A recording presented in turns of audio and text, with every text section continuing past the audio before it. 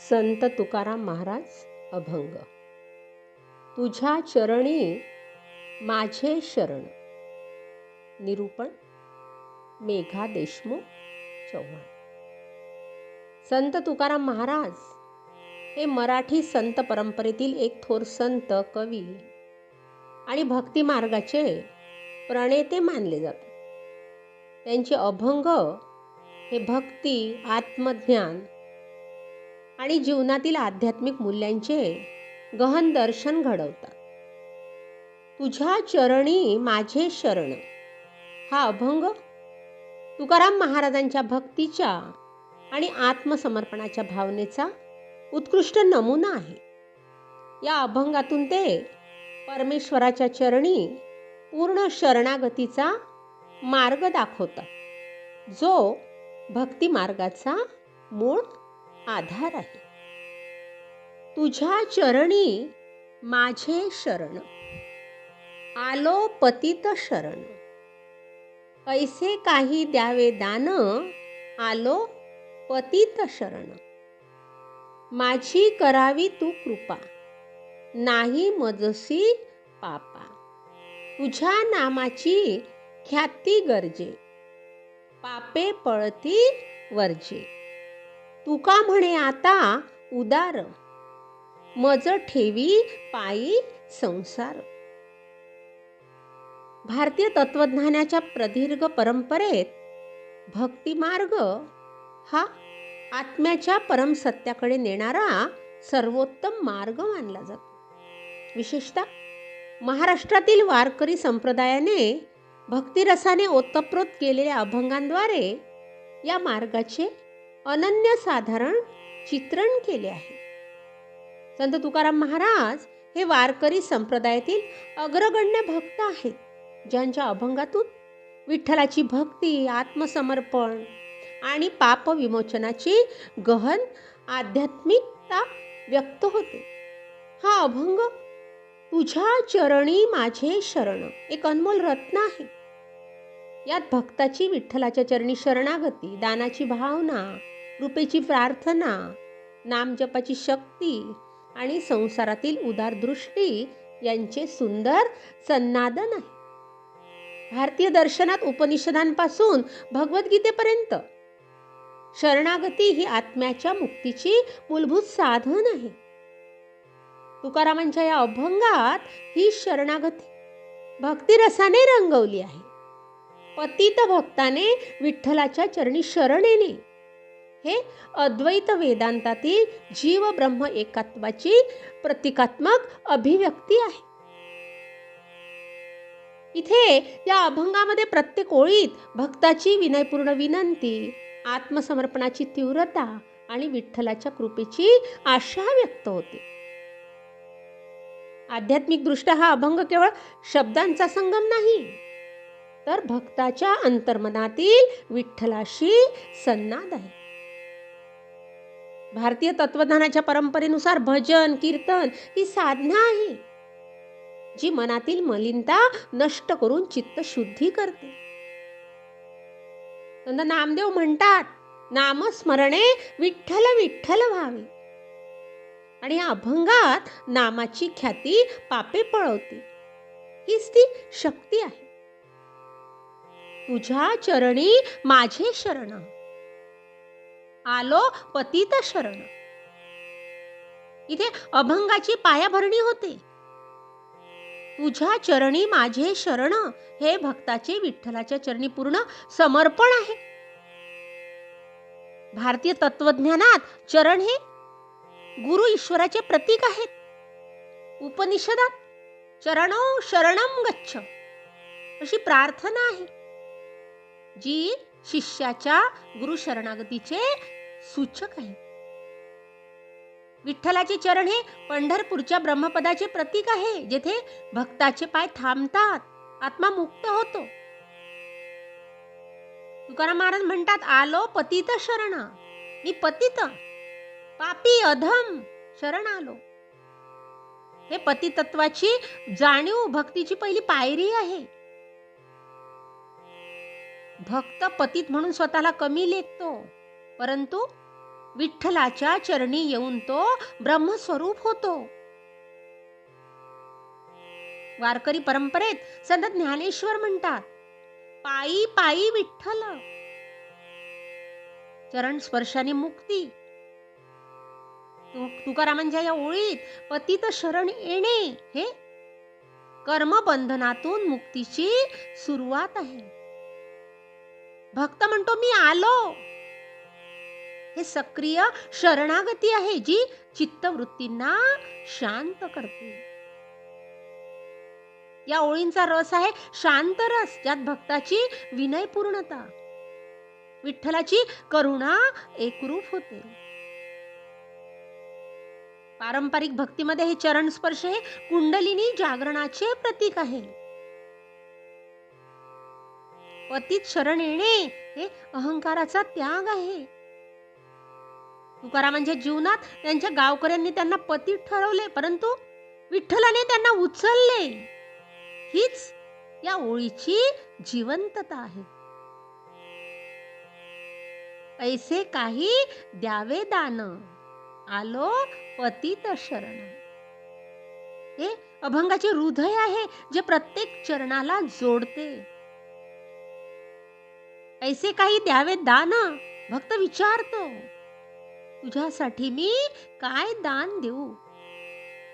हे दान भाव भक्तीची द्वितीय पायरी आहे. भारतीय दर्शनात दान हे त्रिगुणातील सात्विक गुण आहे जे अहंकार रहित असते.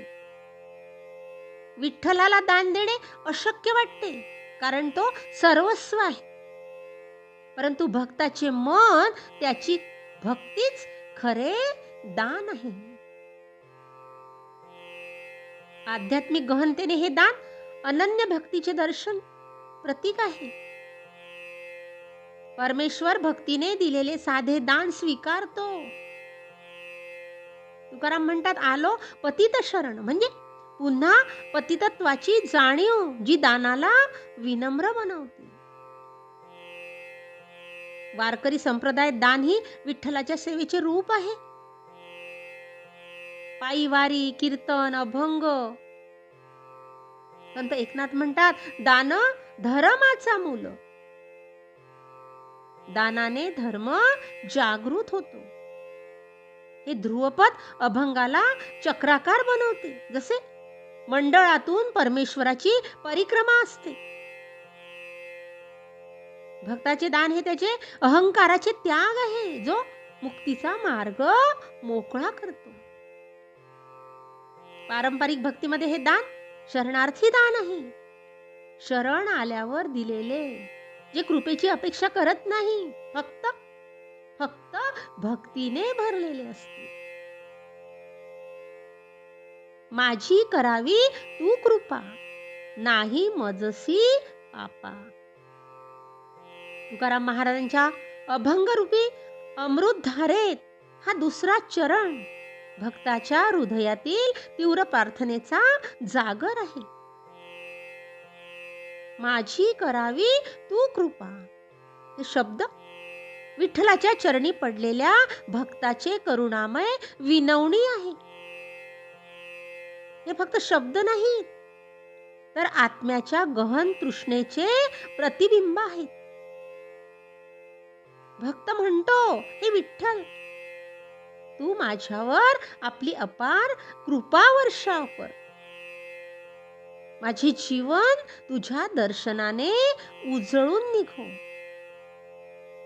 ही प्रार्थना केवळ मागणी नाही, तर पूर्ण समर्पणाची घोषणा आहे.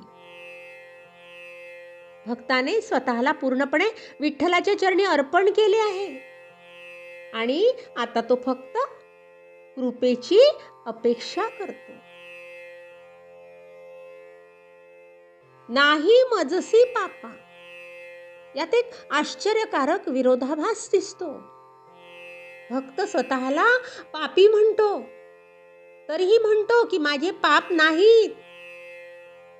हे कसे शक्य? हे भक्ती मार्गातील गूढ सत्य आहे. भक्ताला स्वतःच्या पापांची जाणीव असते. तो पतित आहे, दोषी आहे. तरीही विठ्ठलाच्या कृपेच्या प्रकाशात ती पापे नामोहरम झालेली असतात. जसे की सूर्यप्रकाशात अंधार नष्ट होतो, त्याप्रमाणे विठ्ठलाची कृपा भक्ताच्या हृदयातील सर्व अंधार मिटवते. आध्यात्मिक दृष्टिकोनातून पाहिले तर ही कृपा ही शक्तिपात सारखीच शक्ती आहे. शैव दर्शनात गुरुची कृपा जीवाच्या कुंडलिनीला जागृत करते, जीवाला परमात्म्याशी एकरूप करते. वारकरी संप्रदायात विठ्ठलाची कृपा ही पायी पावन आहे. विठ्ठलाचे चरण भक्ताला पावन करतात, त्याच्या पापांना धुवून टाकतात. जसे गंगा स्नानाने पापे नष्ट होतात, त्याचप्रमाणे विठ्ठल कृपेने भक्ताचे जीवन पवित्र होते. तुकारामांच्या अभंगात ही कृपा बारकाव्याने उमटते. त्यांचे प्रत्येक पंक्तीत विठ्ठलाच्या कृपेची साक्ष आहे. भक्ताची ही प्रार्थना करुणा रसाची आहे, ज्यात विठ्ठलाची मातृभावना किंवा पितृभावना जागृत होते. विठ्ठल आईसारखा क्षमा करतो, बापासारखा आधार देतो. पारंपरिक तत्वज्ञानात कृपा ही अनुग्रह शक्ती आहे, जी साधकाच्या सर्व प्रयत्नांपलीकडे असते. साधक कितीही तप करो, कितीही जप करो, पण अंतिम मुक्ती ही फक्त कृपेच्या द्वारेच मिळते. तुकारामांच्या जीवनात ही कृपा आपल्याला प्रत्यक्ष दिसते. ते सामान्य शेतकरी होते, पण विठ्ठलाच्या कृपेने त्यांचे अभंग लेखन झाले. त्यांच्या अभंगातून विठ्ठलाची कृपा व्यक्त होते. ते म्हणतात, कृपाहीन जीव मग्न असतो, कृपेने तो मुक्त होतो. ही कृपा भक्ताला पापांच्या जंजाळ्यातून मुक्त करते, त्याला विठ्ठलाच्या चरणी स्थिर करते. अशा प्रकारची प्रार्थना भक्ताला आनंदित करते, कारण ती विठ्ठलाशी असलेल्या नात्याची खात्री देते. विठ्ठलाची कृपा ही अमर्याद आहे. ती भक्ताच्या प्रत्येक श्वासात, प्रत्येक विचारात सामावलेली असते. म्हणूनच तुकाराम म्हणतात, नाही मजसी पापा, कृपेच्या कृपाळू दृष्टीने मी निर्दोष आहे. या चरणातून भक्तीचा सार उमटतो. पापांची जाणीव ठेवूनही कृपेच्या आशेने जगणे, ही ओळ प्रत्येक वारकऱ्याला प्रेरित करते, विठ्ठलाच्या कृपेची वाट पाहण्यास शिकवते. विठ्ठलाची कृपा मिळाली की जीवनाचे सर्व प्रश्न सुटतात, पापे विलीन होतात आणि भक्त परम आनंदात रमतो. ही प्रार्थना केवळ शब्द नाही, तर भक्ताच्या जीवनाची धडक आहे. विठ्ठल तू कृपा कर आणि माझे सर्व पाप नष्ट कर. तुझ्या नामाची ख्याती गरजे, पापे पळती वर्जे. इथे भक्तिरसाची गहनता आणि नाम महिम्याची ज्योतिष उजळून निघते. तुझ्या नामाची ख्याती गरजे. हे भगवंताच्या नामाचे वैभव ज्येष्ठतेने, सिंहासारख्या सिंहनादाने गरजते असे वर्णन आहे. जणू काही आकाशवेदी वीज गर्जना जी सर्व विश्वाला हादरवते आणि भक्ताच्या हृदयात उत्सवाची लहर खेळवते. हे नाव विठ्ठलाचे, पंढरीनाथाचे, जे वारकरी संप्रदायात विठ्ठल विठ्ठल या जपाने सतत गुंजते. भारतीय दर्शनात नामजप ही केवळ शब्द नाही, तर महान साधना आहे. उपनिषदांपासून ते भगवद्गीतेपर्यंत नाम हे ब्रह्माचे स्वरूप आहे. नाम हीच कीर्ती, नाम हीच मूर्ती, असे वारकऱ्यांचे मान्य आहे. संत तुकाराम म्हणतात, नाम विना विठ्ठल विठ्ठल नाही काहीही साध्य. हे जप करताना भक्ताच्या मनात वीर रस जागृत होतो. गर्जना म्हणजे शत्रूचे नाश होणे, अधर्माचे पराभव होणे. आता पापे पळती वरचे. हे पापे म्हणजे मनातील विकार, कर्माचे बंधन पळून जातात, दूर होतात, नष्ट होतात. जणू काही रात्रंदुपार मडक्याच्या प्रकाशासारखे पापे विरून जातात. हे नामाची चमत्कार आहे. तंत्रशास्त्रात मंत्र ही शब्दशक्ती आहे, जी ध्वनीच्या कंपनाने अधर्माचे राक्षस नष्ट करते. रामायणात हनुमानाचे राम राम जपाने रावणाचे साम्राज्य धुळीस मिळवले. तसेच विठ्ठल नामाने भक्ताचे पापकर्म नष्ट होते. तुकारामांच्या अभंगात नाम घेता क्षणात पापे नष्ट होतात असे सांगितले आहे. हे कर्मविपाकाचे नाश आहे. जन्मजन्मातील दोष नामाच्या अग्निदीपाने जळून खाक होतात. भक्ताच्या हृदयातील विजय भावना भरते. तो स्वतःला योद्धा वाटतो, ज्याच्या शस्त्र आहे नाम आणि शत्रू आहेत पापे. या ओळीत भक्तीचा वीररस प्रबळ आहे. न भीती न संकोच, फक्त फक्त नामाची जयघोष. पारंपरिक भक्तीमध्ये कीर्तन ही नाम ख्यातीचे सामूहिक माध्यम आहे. वारकरी पालखीत, पंढरपटात कीर्तनकार विठ्ठल विठ्ठल गातात आणि लाखो भक्तांच्या हृदयातील पापे एकत्रितपणे पळतात. हे सामूहिक मुक्तीचे साधन आहे. संत नामदेव म्हणतात, कीर्तनाने पापे वितळतात. आजच्या काळातही नामजप ही तणाव मुक्तीची, आत्मिक शक्तीची पुंजी आहे. विठ्ठल नामाने जीवनातील अंधकार दूर होतो. प्रकाशाची गर्जना सर्वत्र पसरते. भक्त हा विजय योद्धा होतो, ज्याचे वैभव अमर आहे. अशा नाम महिम्याने भक्तीचा मार्ग सुगम होतो, मुक्तीचे दार उघडते. हे चरण वाचून मनात उत्साहाची लहर उसळते. तुका म्हणे आता उदार, मज ठेवी पायी संसार.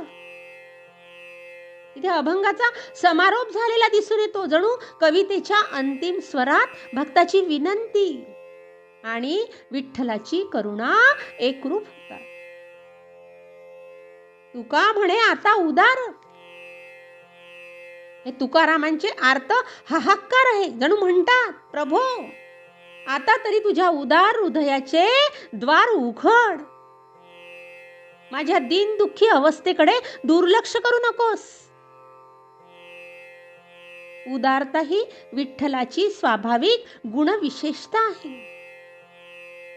तो पंढरीचा विठोबा, जो भक्ताच्या एका नयनांच्या पावसातही आपल्या चरणी आश्रय देणारा. विठ्ठलाची उदारता म्हणजे केवळ दान नव्हे, तर हृदयाच्या गाभ्यातून उमटणारी करुणा आहे. ही उदारता भक्ताला सांसारिक वादळातून वाचवते. जणू विठ्ठल म्हणतात, माझ्या बालक तुझी काळजी मी घेईन. आणि मज ठेवी पायी संसार ही विनयपूर्ण प्रार्थना आहे. संसार हे भावसागर आहे, ज्यात मायेचे जाळे, लोभाचे काटे, कामनेचे विषारी सर्प लपलेले असतात. पण तुकाराम म्हणतात, प्रभो मला या संसारातच तुझ्या चरणी ठेव. सांसारिक जीवनात भक्तीचा आधार देऊन चाला. आध्यात्मिक दृष्ट्या हे पायी ठेवणे म्हणजे संसाराला विठ्ठलाची लीलाभूमी बनवणे. वारकरी संप्रदायात संसार हा विठ्ठलाचे विहार स्थान आहे, जेथे घरगुती जीवनात हरिपद, कीर्तन आणि नामस्मरणाने प्रत्येक क्षण विठ्ठलाची भेट व्हावा. संसारातून धूळ फारकतीतून भक्तीचा कमळ उमलतो. जणू विठ्ठलाच्या चरण कमळात बसलेला भक्त संसाराच्या लाटांवरही स्थिर राहतो. या चरणात तुकारामांची भक्ती ही सांसारिक नसून संसारात रमणारी आहे. विठ्ठलाची उदारता भक्ताला मुक्तीचा मार्ग दाखवते, जेथे संसार आणि वैराग्य यांचा भेद मिटतो. वारकरी परंपरेत हे उदाहरण आहे. दासबोधात संत रामदास स्वामींच्या शब्दात संसार हा विठ्ठलाचा खेळ आहे. तुकारामांच्या या विनंतीतून प्रेरणा मिळते की भक्ताने संसारातच विठ्ठलाच्या चरणी शरण जावे, म्हणजे जीवन उदारतेने भरलेले होईल. ही उदारता म्हणजे केवळ विठ्ठलाची नव्हे, तर प्रत्येक भक्ताच्या हृदयात जागृत होणारी शक्ती आहे. अभंग संपतो, पण भक्ताची विनंती अनंत चालू राहते. विठ्ठलाच्या चरणी पायी ठेवून संसाराच्या प्रवासात भक्तीचा आधार मिळवून. हा अभंग शरणागतीचा पूर्ण चक्र आहे. पतित शरण येणे, दान देणे, कृपा मागणे, नाम जप, उदार आश्रय. भारतीय तत्वज्ञानात हे भक्तियोगाचे सार आहे.